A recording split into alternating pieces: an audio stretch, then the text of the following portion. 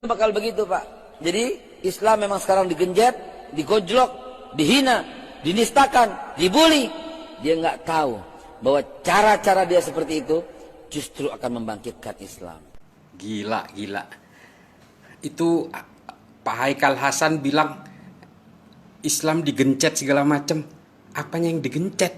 Sementara dia dengan leluasanya melakukan hasutan dari mimbar ke mimbar, masjid ke masjid untuk menghasut umat, untuk melawan pemerintah. Pak Haikal Hasan ingat peristiwa Priuk? Ingat kan? Atau lupa? Atau pura-pura lupa? Jadi begini, saya ingetin lagi. Peristiwa Priuk itu di zaman Soeharto, itu gara-garanya sepele. Ada pamflet di sebuah musola bernama Asy'adah yang melawan pemerintah. Lalu ada 2 tentara yang datang untuk menghapus pamflet itu. Tapi karena pamflet itu dibuat dari pilok, dicat dengan pilok, lalu disiram dengan air comberan. Dia menaiki musola tanpa mencopot sepatunya. Lalu dibakarlah kemudian sepeda motornya si kedua tentara ini.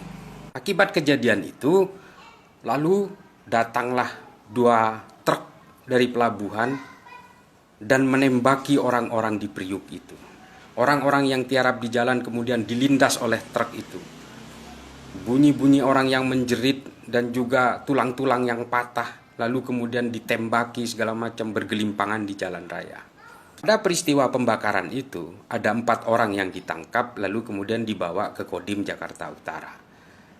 Kemudian sesepuh masyarakat di sana bernama Amir Biki membawa rombongan kira-kira kurang lebih sekitar 150 orang datang ke Kodim Jakarta Utara untuk meminta pembebasan dari 4 orang yang sebenarnya tidak tahu apa-apa itu.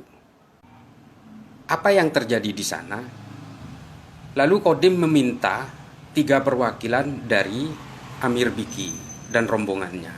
Majulah 3 orang untuk menjadi perwakilan dari massa yang meminta pembebasan di Kodim Jakarta Utara itu. Ketika 3 orang ini maju, lalu mereka ditembaki beserta rombongan yang berada di belakangnya. Menurut versi pemerintah, kejadian itu memakan korban jiwa 18 orang, 53 luka-luka. Tapi dalam kesaksian AM Fatwa dan juga beberapa tersangka lainnya di pengadilan mengatakan bahwa korbannya kurang lebih sekitar 400 orang. Lucunya apa? Yang ditangkapi, yang diadili dan dipenjara justru dari umat Islam yang ditembaki itu. Tokoh-tokohnya pada dikandangin, diadili lalu dipenjara. Ada yang dari pihak ketentaraan sendiri, dari pihak militer sendiri, tidak ada yang diadili sampai sekarang. Seperti inikah rezim yang Anda puja itu?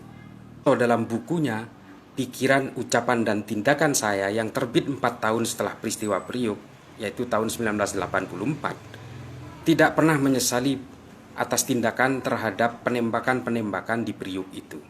Bahkan dia dengan entengnya mengatakan itu hanyalah korban hasutan dari orang-orang di sana. Jangan lupa, peristiwa Priuk jangan lupa. Ketika Anda bersalaman dengan keluarga Cendana, seharusnya Anda berlumuran darah tangannya. Itu yang harus Anda ingat, Pak Haikal. Inilah kemudian yang harus dipahami oleh Pak Haikal Hasan, bahwa seperti itulah Islam yang digencet, bukan seperti sekarang. Pak Haikal Hasan dengan leluasanya dia melakukan hasutan di mana-mana, menggunakan sentimen agama untuk kepentingan politiknya. Kalau Pak Hasan lupa bagaimana perlakuan rezim Soeharto kepada Islam ketika itu, ya silahkan belajar sejarah lagi. Jika tidak, mungkin Anda kebanyakan makan nasi kebuli dari Cendana.